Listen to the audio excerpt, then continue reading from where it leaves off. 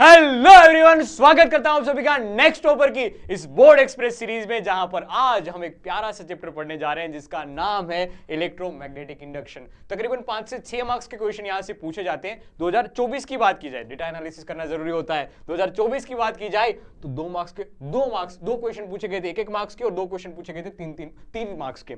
2023 में 1 मार्क्स के 1, 2 मार्क्स के 1, 3 मार्क्स के 2, 5 मार्क्स के 2, ये सभी एक ही पेपर में नहीं पूछे गए। जितने भी तुम्हारे नंबर ऑफ सेट्स होते हैं उसमें से क्वेश्चंस का एवरेज नंबर निकाला गया है। ये डेटा हमने लिखा है। 2020 की बात भी तुम्हारे सामने लिखी हुई है। अब देख, पहले चैप्टर को समझते हैं कि इस चैप्टर में चीजें कितनी आती है, कितने अध्यायों में तोड़ा जा सकता है, कौन कौन से मेन टॉपिक है इसके। तो देख, शुरुआत होती है इसकी मैग्नेटिक फ्लक्स से। कुछ इलेक्ट्रिक फ्लक्स वाली बात ही होती है जो यहां पर रिपीट होती है। रिपीट या रिवीजन फॉर्म में तुम बता सकते हो, लेकिन कुछ वहां पर इलेक्ट्रिक फील्ड की बात होगी, यहां पर मैग्नेटिक फील्ड की बात होगी। तो कुछ मैग्नेटिक फ्लक्स की बात आएगी, उसके बेसिस पे एक गॉस लॉ आता है, तो वैसी कुछ बात यहां पर बताई जाएगी। फिर 2 इंपॉर्टेंट लॉज जिसको लेंज लॉ और फैराडेज लॉ कहते हैं। एक डायरेक्शन के बारे में समझाएगा, एक मैग्नीट्यूड के बारे में समझाएगा, क्योंकि इलेक्ट्रोमैग्नेटिक इंडक्शन चैप्टर का नाम ही तो है इलेक्ट्रोमैग्नेटिक इंडक्शन, जिसकी वजह से कुछ इंड्यूस्ड करंट और इंड्यूस्ड ईएमएफ की बात आएगी। पूरा चैप्टर वो इसके इर्द गिर्द ही घूमता है। ये 2 लॉ का ही यूज किया जाता है उस पर। तो लेंज लॉ डायरेक्शन के बारे में, फैराडेज लॉ मैग्नीट्यूड के बारे में बताएगा। उसके बाद मोशनल ईएमएफ इसकी एक एप्लीकेशन है, रोटेशनल ईएमएफ इसकी एक एप्लीकेशन है, जहां से छोटे छोटे न्यूमेरिकल्स बनते हैं। अब ये चैप्टर ऐसा है कि जिससे थ्योरेटिकल क्वेश्चन भी बनाए जा सकते हैं, डेरिवेशन भी पूछा जा सकता है और न्यूमेरिकल भी बन सकता है। तो बहुत शिद्दत से देखना। अगर तुम्हें कंसेप्ट रूट तक पता चल गए तो तुम न्यूमेरिकल आराम से लगा लोगे, वरना न्यूमेरिकल्स कभी खत्म नहीं होंगे इस चैप्टर में। तुम चाहो उतने कर सकते हो, लेकिन एक बार कंसेप्ट समझ ले, इसमें कहना क्या चाहते हैं, पूरे चैप्टर का ओवरव्यू ले ले।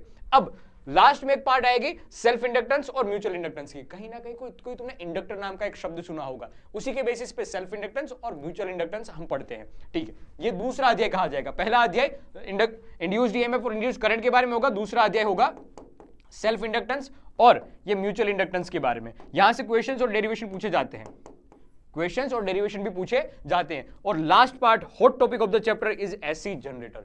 अब तुम एनालिसिस करो ना पिछले 2, 3, 5 साल का, तो एसी जनरेटर बहुत बार पूछा है। जनरेटर, हालांकि तुम्हें पता है एसी जनरेटर काम क्या करता है, एसी को डीसी में, डीसी में एसी में कन्वर्ट क्या काम करता है हमें पता नहीं है, लेकिन बात यही है कि आईएमपी चैप्टर की यादी में, आईएमपी टॉपिक्स की यादी में हॉट टॉपिक गिना जाएगा इस चैप्टर का। कहानी की शुरुआत करते हैं। सबसे पहले समझते हैं कि मैग्नेटिक फ्लक्स क्या होता है। तो कुछ इलेक्ट्रिक फ्लक्स जैसी बात है कि number of magnetic field lines कितनी पास हुई उस परपेंडिकुलर एरिया में से। तो बी डॉट डी ए लिखा जाएगा, वहां पर ई डॉट ए लिखते थे, यहां पर बी डॉट ए लिखा जाएगा, तो B A cos theta formula बन जाएगा। यहां से भी नंबर ऑफ क्वेश्चन बन सकते हैं जो तुम इलेक्ट्रोस्टैटिक में करते थे, वही वाले क्वेश्चंस रिपीट हो सकते हैं पूरे के पूरे। ठीक है, यहां से छोटे छोटे क्वेश्चन तुम्हें दिखेंगे, मैं ऐसे क्वेश्चन पिक करके भी लाया हूं कि ये क्वेश्चन पूछे जाने की संभावना सबसे ज्यादा है। ठीक है, लेकिन पहले आगे बढ़ते हैं, समझते हैं इसके बारे में कि इसके बेसिस पे क्या क्या लॉज डिराइव हुए हैं। डिराइव नहीं, लॉज क्या कहना चाहते हैं, तो बताया ऐसी जाता है कि जैसे ही मैग्नेटिक फ्लक्स चेंज होगा उस करंट कैरिंग कोइल में, उस कोइल में कुछ करंट इंड्यूस्ड होगा, कुछ ईएमएफ इंड्यूस्ड होगा, जिसके बारे में लेंज साहब ने और फैराडे साहब ने अपने लॉज बताए हैं, अपने नियम बताए हैं। ठीक है, तो मैग्नेटिक फ्लक्स चेंज होने की बात आएगी विद रिस्पेक्ट टू टाइम, उसके बारे में हम चर्चा करने वाले हैं। उससे पहले एक छोटा सा बात पढ़ ले कि जो हमने इलेक्ट्रोस्टैटिक में पढ़ी थी वैसी कुछ बात है यहाँ पर गॉस लॉ के फॉर्म में कि बी डॉट डी ए वहां पर क्यू अपॉन एप्सिलॉन नॉट हुआ करता था, यहाँ पर लिखा जाएगा 0। रीजन ये है कि जितनी मैग्नेटिक फील्ड लाइंस बाहर निकलेगी उतनी वापस आएगी, क्योंकि मोनोपोल एग्जिस्ट नहीं है। वहां पर पॉजिटिव चार्ज क्यू और नेगेटिव चार्ज क्यू अकेला रह सकता था, यहाँ पर रह नहीं सकता है मेरे लाल, क्योंकि एन होगा तो उसके साथ एस होगा और एस होगा तो उसके साथ एन होगा ही होगा, तो मोनोपोल एग्जिस्ट नहीं करते हैं। That's why we can say total magnetic flux जितना इन उतना ही आउट, तो आपस में कट पीट लेंगे और मैग्नेटिक फ्लक्स टोटल मिलता है तुम्हें 0, B dot D A is equal to 0। ये गॉस लॉ कहता है मैग्नेटिज्म का। ठीक है, अब मैंने जैसे बात बताई थी आपको कि magnetic flux with respect to time change होगा, कुछ इंड्यूस्ड करंट मिलता है, कुछ इंड्यूस्ड ईएमएफ मिलता है। उसके डायरेक्शन के बारे में बात बताते हैं लेंज साहब। लेंज साहब ने ये बताया कि द डायरेक्शन ऑफ, साथ साथ पढ़ता रहता हूं, तू भी अगर चाहे तो इसको लिखता जा या सोचता जा मैं क्या कहना चाहता हूं कि sir the direction of a induced current in conducting loop is such that oppose the change that has induced it. मतलब कि जिस हिसाब से, एग्जांपल के रूप में देख, ये मैग्नेट में नजदीक लेके आ रहा हूं इस कोइल पे, तो देख ये वाली फील्ड लाइंस बढ़ रही होगी। हाँ सर, ये वाली फील्ड लाइंस बढ़ रही होगी, तो फील्ड लाइंस बढ़ी मतलब कि मैग्नेटिक फील्ड बढ़ी, फील्ड लाइंस बढ़ी मतलब मैग्नेटिक फील्ड बढ़ी, और मैग्नेटिक फील्ड बढ़ा मतलब कि फ्लक्स चेंज हुआ। फ्लक्स जैसे ही चेंज हुआ इसमें इंड्यूस्ड करंट आया। अब यहां पर देख उल्टी बात, ये फील्ड लाइंस देख अब ऐसे ही है, लेकिन मैं इसको दूर लेके जा रहा हूं, मैं अब इसको दूर लेके जा रहा हूं, मैग्नेटिक फील्ड लाइंस घटी मतलब मैग्नेटिक फील्ड घटा, मैग्नेटिक फील्ड घटा मतलब कि फ्लक्स घटा, और फ्लक्स घटा मतलब फ्लक्स में चेंज आएगा ना। तो जब भी उन्होंने बात बताई कि जिसकी वजह से चेंज आया होगा उस चेंज की अपोजिट डायरेक्शन में एक इंड्यूस्ड करंट या इंड्यूस्ड ईएमएफ प्रोड्यूस होगा। इसकी डायरेक्शन जिसकी वजह से जनरेट हुआ है उस चेंज को अपोज करने वाली डायरेक्शन में होगा, उस चेंज को अपोज करने वाली डायरेक्शन में होगा। पहले तो ये स्टेटमेंट समझ ले, किसके बेसिस पे? ये बेस्ड ऑन एनर्जी कंजर्वेशन पे ये लो बताया गया है लेंज साहब का। मैं इसका डायरेक्शन का एक एग्जांपल लेता हूं, एक दो क्वेश्चंस करते हैं, तुम्हें बेसिकली पता चलेगा। देखिए इन दोनों में डायरेक्शन अपोजिट है, पहले तो ये बात समझ ले। एक छोटा सा एग्जांपल क्वेश्चन के फॉर्म में लेते हैं कि अपने पास एक करंट कैरिंग वायर है। अब ये करंट कैरिंग वायर की वजह से बताओ मुझे ऊपर की साइड और नीचे की साइड जो फील्ड मिलेगी वो कैसी मिलेगी। तो हमने सीखा था कहीं ना कहीं कि आई की डायरेक्शन में, करंट की डायरेक्शन में अंगूठा रखो, इसको कर्ल करो। तो हमें ये पता चल रहा है सर कि यहां मैग्नेटिक फील्ड है वो बाहर निकलती हुई, यहां पर बाहर निकलती हुई, ठीक है, ये बाहर निकलती हुई, और सर इस डायरेक्शन में अंदर घुसती हुई, नीचे की डायरेक्शन में अंदर घुसती हुई। ये हो रहा है, ये हो रहा है। उन्होंने इक्वेशन में साथ साथ ये भी बताया कि करंट है ना वो इंक्रीजिंग फॉर्म में है, करंट है वो इंक्रीजिंग फॉर्म में। तो सीधी सी बात है करंट इंक्रीज होगा तो ये दोनों फील्ड भी बढ़ेगी, क्योंकि हमने पता है कि सर करंट कैरिंग वायर की वजह से यहाँ पर फील्ड कितनी होती है, म्यू नॉट आई अपन करके 2 पाई आर लिखा करते थे। सर ये जो फील्ड होगी वो बढ़ेगी, करंट बढ़ रहा है मतलब फील्ड बढ़ेगी, तो फील्ड बढ़ेगी मतलब फ्लक्स बढ़ रहा होगा। हाँ, तो लेंज साहब ने ये बताया कि जो चेंज हो रहा होगा ना उसको अपोज करो भाई। ये फील्ड बढ़ रही है ना तो इसको घटने वाली डायरेक्शन में यहां पर करंट प्रोड्यूस होगा। अब इसको घटने वाली डायरेक्शन मतलब कौन सी होगी, इसको काटने वाली डायरेक्शन में, इसको काटने वाली डायरेक्शन में। तो ये आउटवर्ड है तो यहां पर बी इनवर्ड हो उस डायरेक्शन में प्रोड्यूस होगा करंट, ठीक है, बी इनवर्ड हो उस डायरेक्शन में प्रोड्यूस होगा। यहां पर बी इनवर्ड वाला बढ़ रहा है तो उसको घटाने वाली डायरेक्शन में, समझ रहा मेरे शब्दों पे ध्यान देना, अगर साथ साथ लिखता जा तेरी देसी लैंग्वेज में तो लिखता जाना वरना कंफ्यूजन होगा। ये अंदर वाली डायरेक्शन में ज्यादा बढ़ रहा है ना, अंदर वाली डायरेक्शन में बढ़ रहा है तो इंड्यूस्ड उस डायरेक्शन में होगा कि जिस डायरेक्शन में इसको बढ़ाया जा सके, इसको बढ़ाया जा सके। बढ़ रहा है तो घटाया जा सके, अगर बढ़ रहा हो तो घटाया जा सके, अगर घट रहा हो तो बढ़ाया जा सके, मतलब ये तो बढ़ रहा है ना अभी। अंदर वाली मैग्नेटिक फील्ड इस वाली कोइल के लिए क्या है, अंदर वाली मैग्नेटिक फील्ड बढ़ रही है तो उसको घटाने के लिए आउटसाइड में मैग्नेटिक फील्ड को इंड्यूस्ड होना चाहिए। ये इंड्यूस्ड की डायरेक्शन कोइल 1 के लिए क्या होगी, इनवर्ड होगी। इंड्यूस्ड की डायरेक्शन दूसरी वाली कोइल के लिए क्या होगी, आउटवर्ड होगी। अगर आउटवर्ड है ऐसे कर्ल कर हम को, हाँ आउटवर्ड की डायरेक्शन में ऐसे ये मैग्नेटिक फील्ड ये कर्ल किया हमने। सर यहाँ पर जो करंट मिलेगा वो कुछ एंटी क्लॉकवाइज मिलेगा, वो कुछ एंटी क्लॉकवाइज मिलेगा। ये इनवर्ड है, उंगलियां अंगूठा उस डायरेक्शन में, ये कर्ल किया हमने, ये कर्ल किया हमने, ये कर्ल किया हमने। क्या तुम मेरी बात समझ रहे हो क्या, तुम मेरी बात समझ रहे हो क्या? ये कर्ल किया हमने क्लॉकवाइज डायरेक्शन में, तो यहाँ पर जो करंट प्रोड्यूस होगा वो क्लॉकवाइज, ये एंटी क्लॉकवाइज में इंड्यूस्ड होगा। देखिए ये क्वेश्चन हुआ था, ये क्वेश्चन ऐसे पूछे जा सकते हैं, छोटे छोटे क्वेश्चन लेंज लॉ से एमसीक्यूज बन सकते हैं अच्छे वाले, तुम अगर दिमाग लगाओ तो। अगर सीधा रट के जाओगे तो कभी नहीं पास हो पाओगे इसमें। ये चैप्टर ऐसा है कि जो बुद्धिमान लोग ही कर पाएंगे और तू उनमें से है, मुझे पता है, बस थोड़ा कामचोर बन गया, अभी ढीठ बन गया है थोड़ा सा तू। ठीक है, आगे बढ़ाते हैं कहानी। एक क्वेश्चन छोटा सा ऐसा भी बताया गया है कि एक बार मैग्नेट है, बार मैग्नेट नीचे गिर रहा है, कोई करंट कैरिंग नहीं है, अभी बस कोइल है अपने पास, ठीक है। तो सर अगर वो नीचे गिर रहा होगा, फ्री फॉल कर रहा होगा, तो उसका एक्सेलरेशन जी होना चाहिए ना, उसका एक्सेलरेशन जी होना चाहिए, जी acceleration due to gravity G वाला होना चाहिए। लेकिन क्या जी होगा? नहीं। क्यों? क्योंकि जैसे ये नीचे गिरेगा तो सर ये वाली फील्ड लाइंस बड़ी, ये वाली फील्ड बड़ी, नीचे वाली फील्ड बड़ी। हाँ, तो लेंज लॉ ने ये बताया कि सर ये फील्ड घटती हुई डायरेक्शन में, ये घटती हुई डायरेक्शन में, ये बढ़ रहा है तो इसको घटाने की डायरेक्शन में मैग्नेटिक फील्ड इंड्यूस्ड होगी या करंट इंड्यूस्ड होगा। हाँ सर, तो इसको अपोज करने की कोशिश करेगी, इसकी वजह से नीचे नहीं जाने देगा। इसका जी है, नीचे वाला जो इसका जी इफेक्टिव हो वो थोड़ा सा कम होगा जी की कंपैरिजन में, इसको रिपेल करेगा, नीचे जाने नहीं देगा, अपोज करेगा, इसके जी को अपोज करेगा। और डायरेक्शन भी निकालनी तो ऐसे ऐसे कर्ल करो सर, ऐसे कुछ डायरेक्शन मिलेगी, ऐसे कुछ डायरेक्शन मिलेगी। एन में फील्ड लाइंस बाहर निकलती हो, कैसे पता चला? हमने पढ़ी है कहीं ना कहीं ये बातें कि सर नॉर्थ में से बाहर निकलती है, साउथ में अंदर घुसती है, ये बातें हमने कहीं ना कहीं पढ़ी है। क्वेश्चन बस यही था कि नीचे जाएगा तो एक्सेलरेशन ड्यू टू ग्रेविटी कैसा होगा, कम होगा ज्यादा होगा, किसके बारे में बताना है हमें, ठीक है, तो जी से कम होगा, ये क्वेश्चन था। ठीक है, बात आगे बढ़ाई जा सकती है। लो कहानी को आगे बढ़ाते हैं और समझते हैं कि फैराडे साहब का लो क्या बताता था मैग्नीट्यूड के बारे में। अब मैग्नीट्यूड कैसे लिखा जाएगा, काम की बात है, यहां से न्यूमेरिकल बनेंगे, मैग्नीट्यूड के साथ बनेंगे। देख उन्होंने बताया कि जो फ्लक्स वेरिंग विथ टाइम, तो d∅dt ये तुम्हें इंड्यूस्ड ईएमएफ की वैल्यू देगा। हालांकि लेंज लॉ ने ऐसा बताया कि था कि सर जो इंड्यूस्ड होगा ना वो है ना अपोजिट डायरेक्शन में होता है, इसलिए इसको ऐसा लिखना ज्यादा सही रहता है, नेगेटिव में d∅b/dt। ये लेंज लॉ के हिसाब से आया है।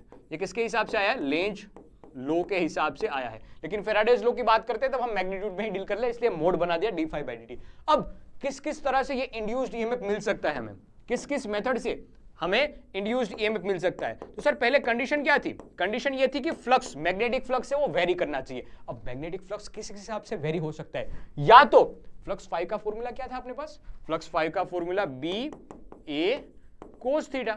हाँ, तो फ्लक्स फाई अगर मैग्नेटिक फील्ड चेंज हो तो फ्लक्स चेंज हो सकता है। Magnetic field per time, magnetic field with respect to time, area with respect to time change हो तब फ्लक्स चेंज हो सकता है और तब इंड्यूस्ड ईएमएफ मिलेगा। किस किस कंडीशन में इंड्यूस्ड ईएमएफ मिल सकता है? अगर दोनों के बीच का एंगल चेंज हो तब भी हमें इंड्यूस्ड ईएमएफ मिल सकता है। तो तीन कहानी है, यहां से तीन तीन में भर भर के क्वेश्चन पूछे गए हैं। तीसरा वाला जो है ना एंगल रोटेट होने वाला, यहीं से पूरा का पूरा कंसेप्ट निकल का है एसी जनरेटर का। एसी जनरेटर का पूरा कंसेप्ट यहीं से वो निकल का है, क्योंकि theta is equal to omega t होता है, तो विद रेस्पेक्ट टू टाइम ये वेरी होता रहता है। इस वजह से लास्ट वाली के बेसिस पे एसी जनरेटर का निर्माण किया गया है। बाकी इन दोनों से छोटे छोटे क्वेश्चंस बनेंगे। अब कैसे क्वेश्चन बनेंगे वो हम समझेंगे, लेकिन पहले छोटी छोटी बात है ना इसी फॉर्मूले से आगे बढ़ाते हैं। अगर इंड्यूस्ड ईएमएफ इतना है तो ये तो एक रोड या कोइल टाइप का कुछ हुआ। अगर मैं कोई कोइल की बात करूं जिसका कुछ रेजिस्टेंस आर है तो इंड्यूस्ड करंट कैसे मिलेगा? तो सर हमने लिखना सीखा है induced current is equal to करके E/R, R यानी resistance, V is equal to IR लिखते थे ना। ठीक है सर, तो लिखा जाएगा induced current is equal to E/R। तो सर 1/R बाहर निकाल दिया, d∅dt इज इक्वल टू क्या इंड्यूस्ड ईएमएफ लिखा जाएगा। फिर अगर चार्ज की बात की जाए तो चार्ज कहीं ना कहीं हमें पता है I.dt। Sir I is equal to लिख लिया हमने ये पूरा का पूरा d∅dt अपॉन करके 1/R। अब इंटू करके dt है, तो क्या हमें समझ में आ रहा है कि ये dt आपस में मर जाएंगे? अगर ये मर गए तो d∅ अकेला बचा, इंटीग्रेशन कर दो ΔΦ। सर ΔΦ/R सीधा चार्ज की वैल्यू आ गई। ये चार्ज टाइम पे डिपेंड नहीं करता, चार्ज कांस्टेंट हो जाएगा जितना फ्लक्स चेंज होगा with respect to time, with respect to resistance. R क्या है? रेजिस्टेंस। यहां से न्यूमेरिकल बनाए जा सकते हैं या एमसीक्यूज बनाए जा सकते हैं। यहां से न्यूमेरिकल्स पूछे जा सकते हैं या एमसीक्यूज भी पूछे जा सकते हैं। याद रखना, फॉर्मूला याद रहे तो बहुत बढ़िया बात है, अगर ना याद रहे तो पूरी मेथड याद रहनी चाहिए कैसे डिराइव किया जा सकता है। यहां से भी इस पार्ट से भी एमसीक्यूज बनाए जा सकते हैं, क्वेश्चंस भी बनाए जा सकते हैं। अब कहानी का आगे बढ़ाते हैं और मोशनल ईएमएफ के बारे में समझते हैं कि अगर पूरी सर्किट दे रखी है या कोई रोड दे रखी है जो v वेलोसिटी से आगे भाग रही है तो उसका ईएमएफ कैसे लिखा जाएगा। तो बात ऐसी बताई जाती है कि अगर कोई मैग्नेटिक फील्ड अंदर की डायरेक्शन में है और कंडक्टिंग रोड है अपने पास, क्या है? कंडक्टिंग रोड मेरे भाई, क्या है? कंडक्टिंग रोड है मेरे पास। अब कंडक्टिंग रोड में बहुत सारे ढेर सारे इलेक्ट्रॉन होते हैं। आपने बोला हाँ होते हैं सर, ठीक है। क्या इस कंडक्टिंग रोड को हम आगे v वेलोसिटी से भगा रहे हैं परपेंडिकुलर, क्योंकि b अंदर की ओर है, तो क्या इसके ऊपर कोई फोर्स लग रहा होगा इस इलेक्ट्रॉन के ऊपर? आपने बोला हाँ। मैंने पूछा किस डायरेक्शन में? आपने बताया सर v क्रॉस b कीजिए। मैंने किया v क्रॉस करके b, v क्रॉस करके b मतलब ऊपर की डायरेक्शन में। सर इसके ऊपर जो फोर्स लगेगा वो ऊपर की डायरेक्शन में हो लग रहा होगा। अगर तुमने ये भी सोचा तो वापस तुम्हारा, ठीक है बताता हूं मैं सर कि ये इलेक्ट्रॉन है ना, तो इलेक्ट्रॉन है तो अपोजिट डायरेक्शन में लगना चाहिए ना, तो v क्रॉस b की डायरेक्शन ऊपर की ओर मिल रही है, तो सर ये तो इलेक्ट्रॉन है, इलेक्ट्रॉन है तो ये नीचे की डायरेक्शन में मैग्नेटिक फोर्स लगेगा, नीचे की डायरेक्शन में मैग्नेटिक फोर्स लगेगा कितना? EVB जितना, EVB जितना नीचे की डायरेक्शन में फोर्स लगेगा। क्या ये सभी ऐसे फ्री इलेक्ट्रॉन होंगे उसके ऊपर लग रहा होगा? हाँ। तो कुछ समय के बाद सारे इलेक्ट्रॉन क्या होगा, अगर इसको यूनिफॉर्म मैग्नेटिक फील्ड B के अंदर की ओर जो लग रही है उसमें घुमाया जाए, उसको v वेलोसिटी से परपेंडिकुलर भगाया जाए, तो सारे इलेक्ट्रॉन विद द टाइम डिग डिग डिग डिग करके नीचे आ जाएंगे।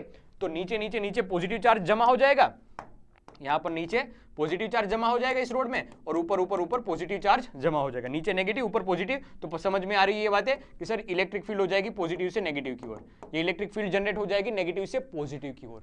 अरे भाई, तो एक ऐसी सिचुएशन आएगी जहां पर एक यहां रहे, फिर कोई इलेक्ट्रॉन के ऊपर लगने वाला नीचे वाला फोर्स F B और ऊपर वाला फोर्स, क्योंकि मैग्नेटिक फील्ड के इलेक्ट्रिक फील्ड से अपोजिट डायरेक्शन में फोर्स लगता है ना इलेक्ट्रिक फील्ड वाला, तो हाँ Fe, ये दोनों इक्वल इक्वल हो जाएंगे। Fe और Fb एट इक्विलिब्रियम सिचुएशन ये दोनों इक्वल इक्वल हो जाएंगे। उसको इक्विलिब्रियम की कंडीशन कही जाएगी कि उस टाइम पे Fe और Fm दोनों इक्वल इक्वल हो जाएंगे और लिखा जाएगा Fe is equal to E into E और Fm is equal to EVB। Simplify कर दो, तुम्हें मिल जाएगा सर कौन कौन सा कट जाएगा भाई, E कट जाएगा और पता चलेगा induced EMF, induced EMF, induced EMF is equal to करके लिखा जाएगा induced EMF is equal to लिखा जाएगा BVL। ये फॉर्मूला निकल के तुम्हें मिलेगा BVL। हालांकि इलेक्ट्रिक फील्ड को हमने लिखा है पोटेंशियल पर लेंथ, ये इलेक्ट्रिक फील्ड है, इसको पोटेंशियल पर लेंथ लिखा है, ठीक है।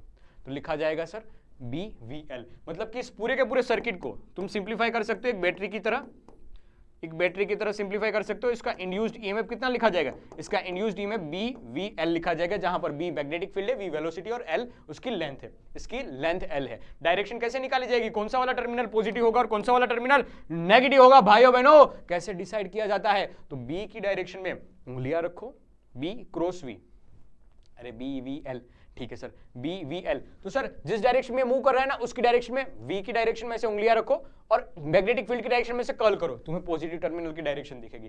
तुम्हें अंगूठा है वो पॉजिटिव टर्मिनल की डायरेक्शन देगा, V cross B, V cross B, तुम्हें पॉजिटिव टर्मिनल की डायरेक्शन मिलेगी। ये कुछ ऐसे लिखा जाता है। देख यही कहानी वापस लिखी गई कि इसको तुम रिप्लेस कर सकते हो किससे, एक बैटरी से जिसका रेजिस्टेंस हमें पता नहीं है, तो हम इंटरनल रेजिस्टेंस R मान के आगे बढ़ गए। हो सकता है इस वायर का कुछ रेजिस्टेंस भी हो, हमें पता ना हो भी तो सकता है ये सर्किट में, ठीक है। तो हम उसको BVL से रिप्लेस कर देंगे, उसका इंटरनल रेजिस्टेंस हम R मान के चल रहे हैं, ठीक है। अब देखिए पूरा का पूरा हमने बताया था ना कि लेंज लो है वो एनर्जी के बेसिस पे, तो उसकी बात थोड़ी थोड़ी समझ लेते हैं कि किस हिसाब से एनर्जी के रिलेटेबल है, एनर्जी कंजर्वेशन से रिलेट कर रहा है। तो हमने ये बात समझी कि सर इस V वेलोसिटी से अगर भाग रहा है तो यहां पर इंड्यूस्ड ईएमएफ आएगा BVL। मतलब कि तुम इस वायर को रिप्लेस कर सकते हो BVL से। इस ये वायर है वो V वेलोसिटी से अगर भाग रहा होगा, V वेलोसिटी से अगर भाग रहा होगा तो इसको रिप्लेस किया जा सकता है BVL से। कर दिया रिप्लेस। अगर BVL से रिप्लेस किया और पॉजिटिव टर्मिनल ऊपर की डायरेक्शन में बन रहा है तो क्या लिखा जाएगा, क्या लिखा जाएगा सर, ये पॉजिटिव ये नेगेटिव, ये पॉजिटिव नेगेटिव, तो यहां से करंट बहेगा, हाँ यहां से करंट बहेगा, ये कुछ ऐसे करंट बहेगा। बात तो ये भी सही है, बात तो ये भी सही है, इस डायरेक्शन में कोई करंट बहेगा। अब हमें ये चीज पता है कि एक्चुअल में तो ये है तो वायर ही, हमें ये चीज पता है कि एक्चुअल में ये है तो वायर ही, तो इसके ऊपर इसमें से अगर कोई करंट बह रहा है, इसमें से अगर कोई करंट बह रहा है, ये ऐसे कोई करंट बह रहा है, तो सर IBL के ILB के हिसाब से इसके ऊपर एक फोर्स नहीं लगेगा। हाँ इंड्यूस्ड करंट इस डायरेक्शन में है ILB, तो IL क्रॉस B होता है ना, तो L क्रॉस B, सर इस डायरेक्शन में एक फोर्स लगेगा, इस डायरेक्शन में एक फोर्स लगेगा जिसको FB कहा जाएगा, जिसको FB कहा जाएगा, मैग्नेटिक फोर्स कहा जाएगा। कि सर ये इसको V वेलोसिटी से भाग रही ना, उसकी वेलोसिटी घटाने की कोशिश करेगी, उसकी वेलोसिटी ये घटाने की कोशिश करेगी। तो हमने लिखना सीखा है इसकी मैग्नीट्यूड, इसका मैग्नीट्यूड कितना आएगा, तो IBL, I की वैल्यू जो इंड्यूस्ड ईएमएफ पर रेजिस्टेंस E/R, LB लिख लिया, सीधा लिख लिया। अब BVL BL अपॉन करके R, B square V square L upon करके R, ये हमें मैग्नेटिक फोर्स की वैल्यू आई। किसकी वैल्यू मिली, मैग्नेटिक फोर्स की वैल्यू मिली है। अब पावर की बात की जाती है, किसकी वजह से, पावर कैसा लिखा जाएगा, इस फोर्स की वजह से। तो power is equal to force into करके velocity, B square L square V square, B square L square V square upon करके क्या रटना है, बिल्कुल नहीं भाई, ये डेरिवेशन तुम कर सकते हो, कोई बड़ी बात नहीं है यार, कोई बड़ी बात नहीं है, नहीं याद रखना है इसको। मैं तो बस बता रहा हूँ कि किस बेसिस पे बताया गया था, क्योंकि यहाँ से MCQs बनाए जा सकते हैं और मैं नहीं चाहता हूँ कि सीधा फॉर्मूला तुम रट के जाओ, और ये भी याद रहे कि एनर्जी कंजर्वेशन के ऊपर कैसे बेसिस करता है, तो वो साथ साथ मैंने इसलिए बताया। अब ये तो हमें पावर मिला, अब इतना ही पावर लॉस भी हो रहा होगा ना, क्योंकि V वेलोसिटी से भाग रहा होगा, थोड़ी देर बाद वो रेस्ट पे आ जाएगा, तो वो पावर जो एक्सटर्नल वाला था वही तो रोक रहा था उसको मैग्नेटिक वाला था वही तो उसको रोक रहा था, तो कितना पावर लॉस हुआ होगा इस सर्किट में। तो I स्क्वायर R के हिसाब से हमने फाइंड करने की कोशिश की, तो I स्क्वायर R, I की वैल्यू हमें पता है, सिंप्लीफाई किया, वही वाली सेम वैल्यू आई, जो इसका जो पावर था, इसकी जो फोर्स की वैल्यू थी उसी हिसाब से इसकी भी मिल रही है। इसमें जो पावर लॉस हुआ है वो इतना ही तो है, तो क्या ये एनर्जी का कंजर्वेशन ही नहीं हुआ, एनर्जी कंजर्वेशन ही नहीं हुआ, इसी के बेसिस पे तो लेंज लो बताया गया था। छोटा सा बात है, वो पढ़ लेना लेंज लो के बारे में मैंने क्या लिखा है, ठीक है, आगे बढ़ाया जा सकता है। अब बात की जाती है इंड्यूस्ड ईएमएफ एक रोटेटिंग रोड के लिए, एक रोड के लिए तो पता है BBL, लेकिन अगर वो रोड ऐसे रोटेट कर रही है, सर्कल में रोटेट कर रही है, तो बताओ कैसे लिखा जाएगा। तो हम है ना इंड्यूस्ड ईएमएफ का एक छोटा सा सेक्शन निकालते हैं, पहले एक सेक्शन निकालते हैं। तो हमने यहां पर एक सेक्शन निकाला, एक छोटा सा सेक्शन निकाला, उसके लिए v velocity is equal to omega into x है। x डिस्टेंस पे हमने वेलोसिटी लिखी सर ओमेगा इनटू x है। हमने ये बात पढ़ी है कि dE is equal to vb dx, हालांकि फॉर्मूला ऐसा हुआ करता था BBL। तो sir dE is equal to v तो हमें पता नहीं है, ठीक है, तो ऐसे लिख देते हैं v और ये dx। अब b as it is, v की वैल्यू ओमेगा इनटू x और ये dx। थोड़ा सा इंटीग्रेशन करने पे हमें क्या मिल रहा है, देख dE का इंटीग्रेशन करने पे x dx का इंटीग्रेशन करोगे 0 से l तक, तो b ऐसा लिखना ज्यादा सही रहेगा। ये बहुत अच्छा फॉर्मूला है, 1/2 b ओमेगा l स्क्वायर। ये अच्छा लग रहा है फॉर्मूला, ये फॉर्मूला ज्यादा अच्छा लग रहा है, ठीक है sir. 1/2 b omega l square ये लिखा जाएगा। अब इसका पॉजिटिव टर्मिनल कौन सी डायरेक्शन में आएगा, देख सीधा v की डायरेक्शन, v ऊपर है, b अंदर की ओर, पॉजिटिव टर्मिनल कौन सी साइड बनेगा वो तुम्हें समझ में आना चाहिए, अंगूठे की डायरेक्शन में। v क्रॉस b करने पे जो अंगूठा डायरेक्शन देगा वो तुम्हारा पॉजिटिव टर्मिनल बनेगा, ये बात ध्यान में रखना है। फॉर्मूला क्या बनेगा, 1/2 b ओमेगा l स्क्वायर, जहां पर ओमेगा एंगुलर वेलोसिटी है, l उसकी लेंथ है और b मैग्नेटिक फील्ड है जो यूनिफॉर्म वाली है, ठीक है। याद रखना यहाँ से एमसीक्यूज बनाए जा सकते हैं। ये तो एक रोड थी, अगर ऐसी बहुत सारी रोड को मैं इकट्ठा कर दूं, तो ये पूरी की पूरी अरेंजमेंट मिल जाएगी, वो सीरीज में मिल जाएगी। तब ये जो पूरी की पूरी अरेंजमेंट मिल जाएगी वो मुझे सीरीज में मिल जाएगी, सॉरी सीरीज में नहीं, पैरेलल में, क्योंकि यहाँ पोटेंशियल हर पॉइंट के लिए पोटेंशियल है वो सेम लिखा जाएगा, हर पॉइंट के लिए पोटेंशियल सेम लिखा जाएगा। v1 v1 v1 v1 v1 v1 हर एक पॉइंट के लिए पोटेंशियल सेम लिखा जाएगा और सेंटर पे पोटेंशियल सेम लिखा जाएगा, मतलब ये इक्वी पोटेंशियल वाला हो जाएगा। मैं तो बोल रहा हूँ कि ये ऐसे पहिए टाइप का ना हो कि पूरी की पूरी डिस्क भी होती ना, तब भी फॉर्मूला चेंज नहीं करता, क्योंकि ये इक्वी पोटेंशियल ही है। अदरवाइज तुम करंट इलेक्ट्रिसिटी से अगर समझना चाहो तो ये सारे के सारे पैरेलल कॉम्बिनेशन में, ये सारे के सारे जो सेल्स बनेंगे वो पैरेलल कॉम्बिनेशन में, इसलिए E by R, E1 by R1 plus E2 by R2 plus करके डैश अपॉन करके 1/R1 plus 1/R2 plus 1/R3 वाला फॉर्मूला तुम लगाओगे तो वापस यही रिजल्ट आके मिलेगा, 1/2 b ओमेगा r स्क्वायर, जहां पर r उसकी रेडियस लिखी जाती है, उसमें लेंथ लिखते थे, इसमें रेडियस लिख लेंगे। डिस्क के लिए बात बताई जाएगी, लेकिन फॉर्मूला वही का वही रहेगा। ये पूछा जा सकता है, एक छोटा एमसीक्यू इसके ऊपर पूछा गया था, इसलिए मैंने साथ साथ करवा दिया। एक एमसीक्यू इसके ऊपर पूछा गया था, एक एमसीक्यू इस पे पूछा गया था, न्यूमेरिकल 1 या 2 मार्क्स का छोटा क्वेश्चन पूछा गया था। लो आगे बढ़ते हैं, कहानी को एक नया रूप देते हैं इंडक्टर का। मैंने आपको बताया था छोटा सा चैप्टर है, लेकिन पहले बात जो चलेगी वो फैराडेज लॉ, लेंज लॉ साहब के हिसाब से चलेगी, उसके बाद हम समझेंगे इंडक्टर के बारे में। तो दो टाइप के सर्किट के एलिमेंट्स होते हैं, एक होते हैं एक्टिव इलेक्ट्रिक कंपोनेंट्स, दूसरे होते हैं पैसिव। एक्टिव मतलब कि जो खुद एनर्जी रिलीज करे, खुद एनर्जी स्टोर तो नहीं बोला जाएगा, लेकिन ऐसा कि प्रोड्यूस करे, प्रोड्यूस भी नहीं बोला, जनरेट्स, हालांकि प्रोड्यूस और जनरेट सेम ही वर्ड होंगे, लेकिन जैसे कि सेल्स, बैटरी, ये कुछ प्रोड्यूस करते हैं, जनरेट्स करते हैं, ये कुछ जनरेट करते हैं। वैसी बात तो एक्टिव कंपोनेंट्स की यादी में जोड़े जाते हैं, हालांकि तुम्हारे लिए ज्यादा काम का नहीं है, बस समझाने के लिए। तो वहां पर बैटरी की बात की जाएगी। अब कुछ ऐसे की जो पैसिव टाइप के, जो कभी कुछ किसी दूसरे का लेके खर्च करेंगे, रेडिएट करेंगे, रिलीज करेंगे, लॉस करेंगे, ऐसे एलिमेंट्स, खुद का कुछ नहीं है, दूसरों का स्टोर करेंगे और फिर लॉस कर देंगे, फिर उड़ा देंगे, तो वैसे एलिमेंट्स यानी रेजिस्टर, कैपेसिटर और इंडक्टर। तो देख RCL आने वाला चैप्टर वो इन्हीं के बेसिस पे रहने वाला है, इसलिए मैंने अलग से पैसिव इलेक्ट्रिक कंपोनेंट्स के फॉर्म में इसकी बात बताई। RLC, ये स्लाइड तुम्हारे लिए बोर्ड के लिए काम की है नहीं, बोर्ड्स के हिसाब से तुम्हारे लिए काम की नहीं है, बस ये बात समझो, रजिस्टर, कैपेसिटर और इंडक्टर की बात की जाएगी। मोस्टली तुमने रजिस्टर और कैपेसिटर पढ़ा है, इंडक्टर की बात नहीं की है, इसलिए हम बात करने जा रहे हैं इंडक्टर की। इंडक्टर कोई बड़ी बात नहीं है, बस एक कॉइल है जिसमें बहुत सारे गुच्छे हैं सोलेनोइड टाइप की, तो उसमें सेल्फ इंडक्टेंस और म्यूचुअल इंडक्टेंस की बात की जाएगी। अब सेल्फ इंडक्टेंस क्या है? सेल्फ इंडक्टेंस वह बात है कि वहां पर उसमें कुछ करंट बह रहा है, उस कॉइल में कुछ करंट बह रहा है, अगर वो करंट इंक्रीज कर रहा होगा या डिक्रीज कर रहा होगा तो उसकी वजह से मैग्नेटिक फील्ड में चेंज आ रहा होगा। मेरे शब्दों पे ध्यान देना, तो उसकी मैग्नेटिक फील्ड में चेंज आ रहा होगा। अगर उसकी मैग्नेटिक फील्ड में चेंज आ रहा है तो उसके फ्लक्स में भी चेंज आ रहा होगा। तो खुद की वजह से ही, खुद के करंट की वजह से ही खुद के मैग्नेटिक फ्लक्स में चेंज आने लगा। तो फेराडे साहब ने तो बताया था कोई भी रीजन हो, लेकिन मैग्नेटिक फील्ड, मैग्नेटिक फ्लक्स में चेंज आ रहा है विथ रिस्पेक्ट टू टाइम, तो इंड्यूस्ड वाली बात होगी, इंड्यूस्ड ईएमएफ वाली कुछ बात आएगी, इंड्यूस्ड करंट वाली कुछ बात आएगी।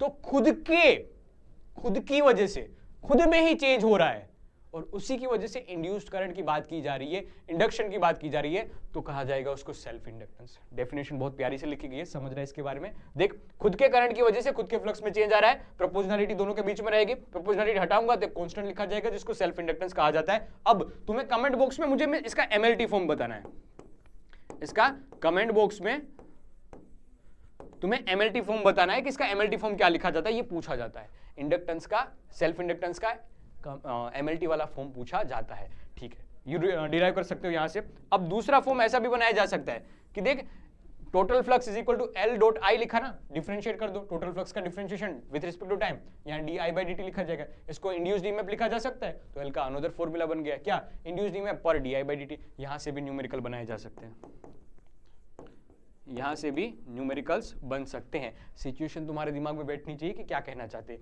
यहां से भी न्यूमेरिकल्स बनाए जा सकते हैं। एल क्या है, coefficient of self inductance, coefficient of self inductance. दिमाग में बात बैठेगी क्या? अरे दिमाग में बात बैठेगी, हाँ कि ना बोल, अरे स्वाहा बोलता जा, तभी तो समझ में आएगा कि तुम्हें समझ में आ रहा है या नहीं आ रहा है। ठीक है, आगे बढ़ाई जा सकती बात, ये सेल्फ इंडक्टेंस की थी। अब यहां से क्वेश्चंस बनते हैं कि भाई सोलेनोइड की एक कोइल दे रखी है, तो उसके लिए सेल्फ इंडक्टेंस बताइए, उसके लिए सेल्फ इंडक्टेंस बताइए। तो पहले तो हमने सोलेनोइड के लिए वजह से मैग्नेटिक फील्ड लिखी है, मैग्नेटिक फील्ड लिखी। अब ये एक कोइल के लिए ऐसे लिखी जाएगी फ्लक्स कि भाई म्यू नॉट एन आई मैग्नेटिक फील्ड इनटू करके एरिया। तो ये हमने लिखना एक कोइल के लिए, एक लूप के लिए मैग्नेटिक फ्लक्स लिखा। अब टोटल के लिए एन टाइम्स हो जाएगा, टोटल के लिए एन टाइम्स लिखा। अब एन के लिए हम ऐसा भी लिख सकते हैं magnetic N total number of turns is equal to, ऐसा भी लिखा जा सकता है N into L, N into L, इसलिए छोटा एन इंटू करके एल लिख लिया। Number of turns per length, और लेंथ कट जाएगा तो एन ही मिल जाएगा। तो सिंप्लीफाई करने पे total flux is equal to L I लिखा जाएगा ना, आई कट जाएगा और एल की वैल्यू मिलेगी mu naught N square pi R square L, ये वॉल्यूम के इक्वल हो जाएगा। अब इस वाली कहानी में ऐसा था कि दोनों की रेडियस सेम थी, दोनों की नहीं, उसकी रेडियस सेम थी और नंबर ऑफ टर्न्स है ना वो सेम हमने लिखे थे। ठीक है, बढ़िया बात, इसमें कोई आपत्तिजनक बात नहीं लग रही है, इसमें कोई आपत्तिजनक बात नहीं लग रही है। सोलेनोइड था, ठीक है। सेल्फ इंडक्टेंस की बात की गई, सेल्फ इंडक्टेंस की बात की गई, कैसे डेरिवेशन किया जाएगा वो पूछा जाता है 2 मार्क्स में। इसको स्टार कर ले भाई, ये 2 मार्क्स में पूछे जा सकते हैं कि सोलेनोइड के लिए सेल्फ इंडक्टेंस की वैल्यू बताओ, या फिर सीधा पूछा जा सकता है न्यूमेरिकल इसके बेसिस पे।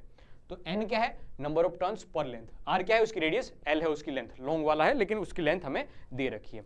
अब एक ऐसा भी क्वेश्चन पूछा गया था, derive the expression for a mutual inductance. ठीक है, ये म्यूचुअल इंडक्टेंस की बात है, इसको मैं पीछे रख रहा हूँ, ये मैंने रख लिया इसको पीछे, म्यूचुअल इंडक्टेंस की बात थी। ठीक है, इस वजह से वापिस आते हैं सेल्फ इंडक्टेंस पे। ठीक है, ये कहानी सेल्फ इंडक्टेंस की समझ में आई क्या है मेरे लाल बाल गोपाल?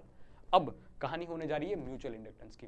तो देख, पहले वाले की वजह से 2 कोइल है, म्यूचुअल मतलब दो पर्सन की बात होगी ना, म्यूचुअल अंडरस्टैंडिंग अपन बोलते हैं, तो वैसे कुछ म्यूचुअल इंडक्टेंस है कि एक था, उसके करंट में कुछ चेंज आया, तो उसके करंट की वजह से उसकी मैग्नेटिक फील्ड में चेंज आया होगा, उस मैग्नेटिक फील्ड की वजह से दूसरे के फ्लक्स में चेंज आया।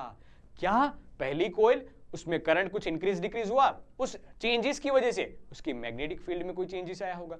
अगर मैग्नेटिक फील्ड में चेंज आ रहा है तो ये भाई इसकी वजह से जो पास वाला होगा उसके फ्लक्स में भी कोई चेंजेस आएगा ना, पहले फील्ड लाइंस बढ़ेगी या घटेगी दूसरी बात में, ऐसा होगा, तो दूसरे के फ्लक्स में चेंज आएगा। अगर दूसरे के फ्लक्स में चेंज आ रहा है विथ रिस्पेक्ट टू टाइम, तो फेराडे साहब ने और लेंज साहब ने हमें समझाया था कि कुछ ना कुछ इंड्यूस्ड होने वाली बात होगी। तो यहां पर जो फ्लक्स इंड्यूस्ड हो रहा है दूसरे वाले में, वो पहले वाले करंट की वजह से होगा, और पहले वाले में अगर कुछ इंड्यूस्ड हो रहा है, पहले वाले में कुछ चेंज हो रहा है, तो वो दूसरे वाले की वजह से होगा। तो दोनों के बीच में प्रोपोर्शनलिटी और हटाने के बाद हमें एक कांस्टेंट मिलता है जिसको म्यूचुअल इंडक्टेंस का कोएफिशिएंट कहा जाता है। हालांकि दोनों इक्वली मिलते हैं आइडियल केस में हमें, तो φ2/i1 लिखा जाएगा, φ1/i2 लिखा जाएगा। डेरिवेशन भी इसका किया जा सकता है, 2 डेरिवेशन यहाँ पर बहुत फेमस है, 2 डेरिवेशन यहाँ पर बहुत फेमस है। क्या क्या डेरिवेशन, मैं तुम्हें पहले तो ये भी बताता हूँ कि तुम्हें इसका भी एमएलटी वाला फॉर्म मुझे बताना है कमेंट बॉक्स में, एमएलटी वाला फॉर्म इसमें कमेंट करना है।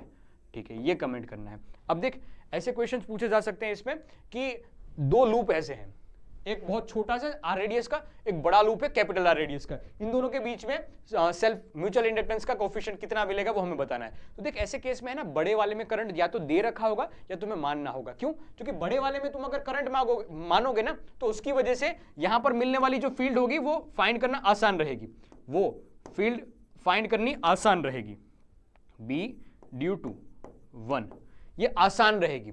कितनी मिलेगी, mu not n2, number of turns उसमें n2 है, तो n2 I अपॉन करके 2r, ये फाइंड करनी आसान रहती है। इस वजह से बाहर वाले में, क्योंकि इसकी रेडियस बहुत छोटी है, अगर तुम अंदर वाले की वजह से लोगे तो यहाँ पर थोड़ी दिक्कतें आएगी, तो बाहर वाला ज्यादा आसान रहता है, आउटर वाला ज्यादा आसान रहता है, तो इसकी वजह से हमने फील्ड लिख ली, उस फील्ड की वजह से वो फील्ड और दूसरे वाले का एरिया, क्योंकि फ्लक्स कैसे लिखा जाता है सर, फ्लक्स लिखा जाता है B2 की वजह से फील्ड, और N1 A1 उसका पूरा एरिया, N1 A1 ये लिख लिया हमने, फ्लक्स वन के ऊपर लगने वाला फ्लक्स दूसरे की वजह से, ठीक है, वो हमने सिंप्लीफाई किया। अब हमें ये पता है कि सर इसको लिखा जाएगा M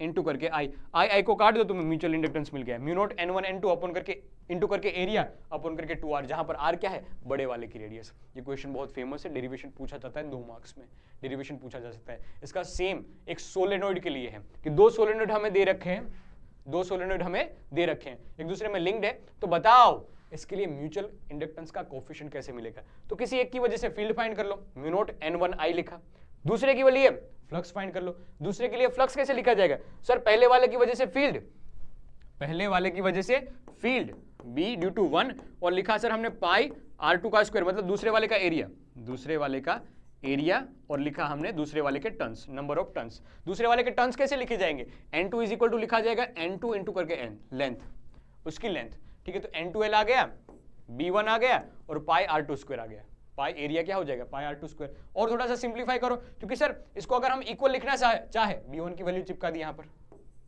B1 की वैल्यू चिपका दी, और इसको इक्वल करना चाहे तो M इंटू I को काट दो, तुम्हें मिल जाएगा mutual inductance is equal to mu naught N1 N2 into करके एरिया, ये क्या है एरिया, अपॉन करके लेंथ, अपॉन करके लिखी जाएगी इसकी लेंथ। बहुत फेमस फॉर्मूला है, यहाँ से सीधे क्वेश्चन पूछे जा सकते हैं, यहाँ से सीधे क्वेश्चन पूछे जा सकते हैं। सेल्फ इंडक्टेंस और म्यूचुअल इंडक्टेंस का फॉर्मूला तुम्हें याद भी रखना है, या डेरिवेट करना भी आना चाहिए उस टाइम पे, क्योंकि ये क्वेश्चन पूछे जाते हैं। तुम एनालिसिस करोगे, एनालिसिस करके मैं ये बात बता रहा हूँ, तुम्हें करने की जरूरत नहीं, लेकिन अगर विश्वास ना हो रहा तो कंफर्म कर लेना, ऐसे क्वेश्चन बहुत पूछे गए हैं सेल्फ इंडक्टेंस और म्यूचुअल इंडक्टेंस के, तो बहुत काम की बात है ये।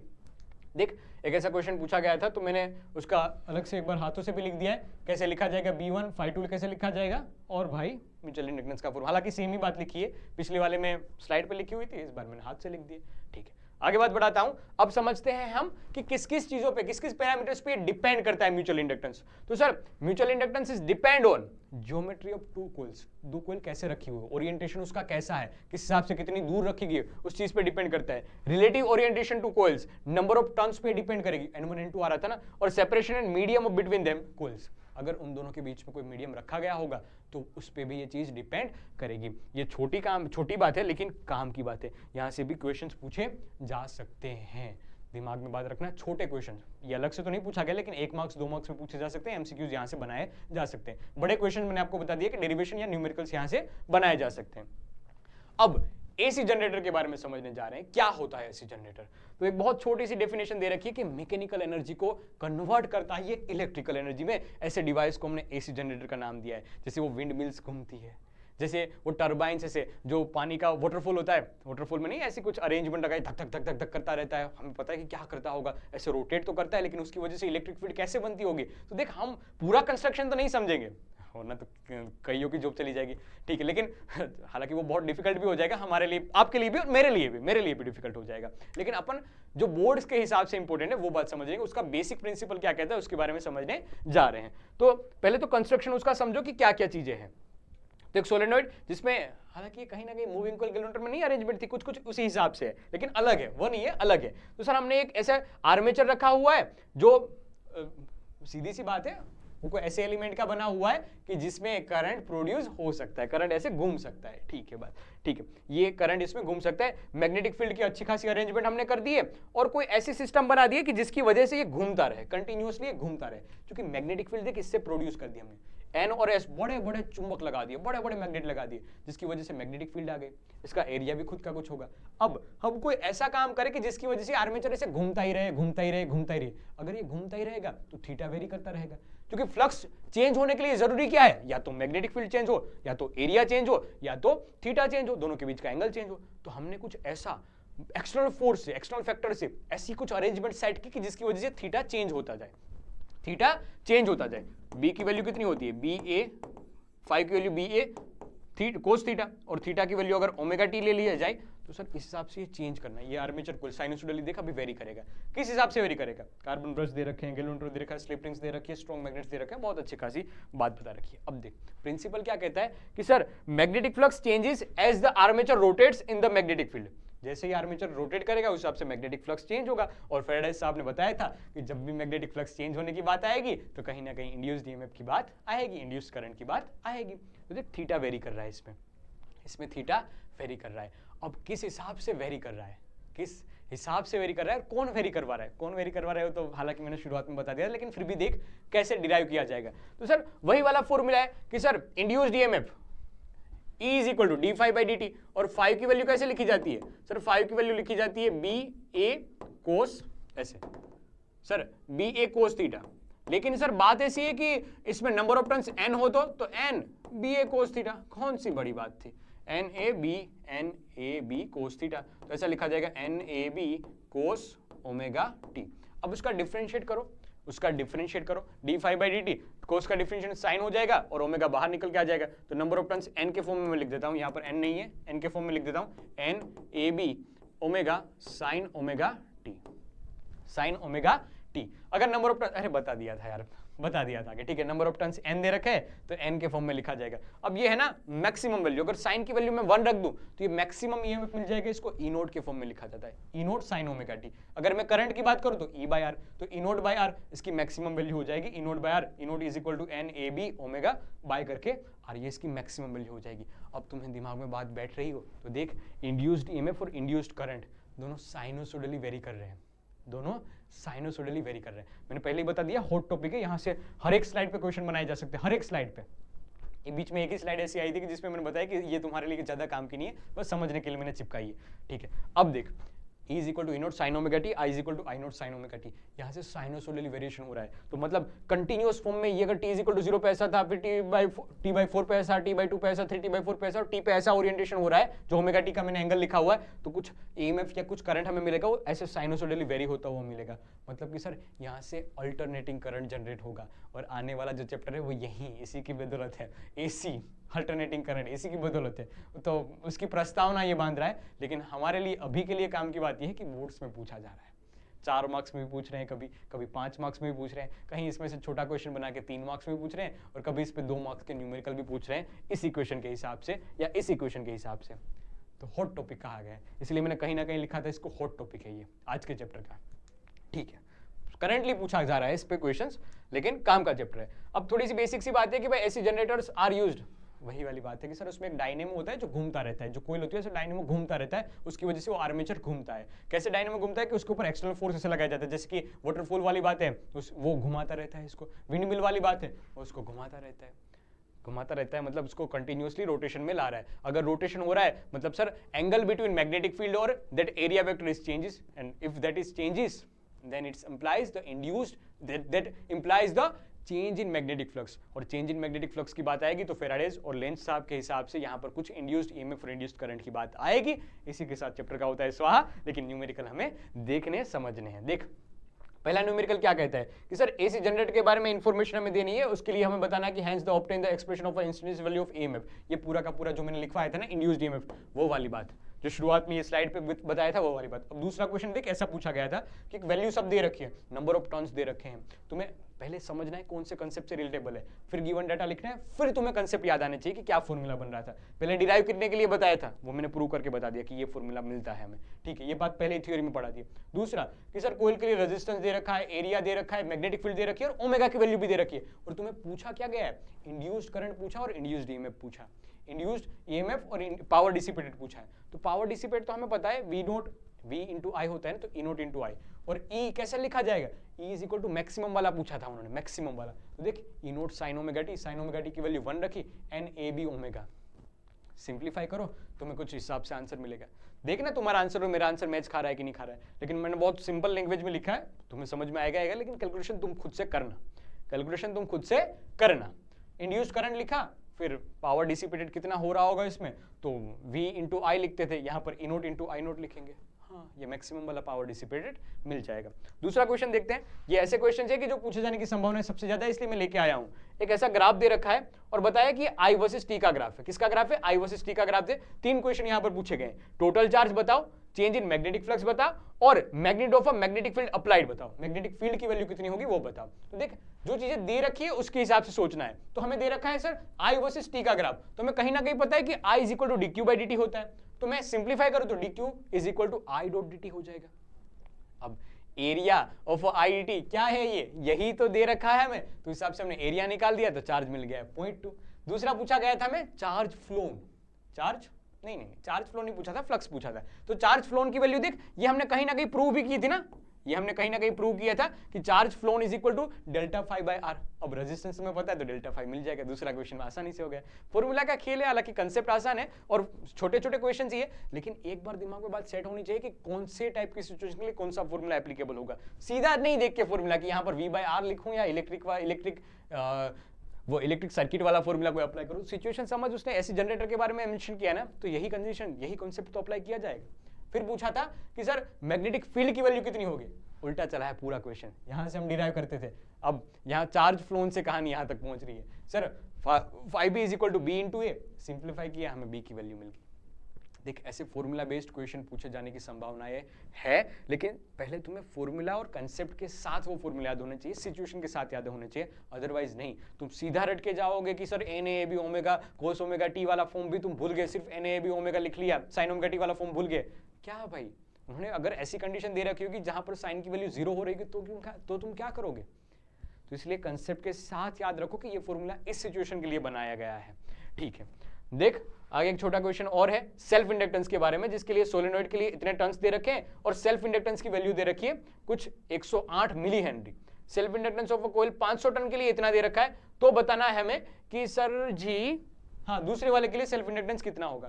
तो सेल्फ इंडक्टेंस के लिए देख, ये फॉर्मूला हमने अप्लाई किया था ना सोलेनॉइड के लिए कि mu naught N square into करके वॉल्यूम, ऐसा फॉर्मूला आ रहा था, वॉल्यूम बताया था मैंने, A pi R square into L आया था।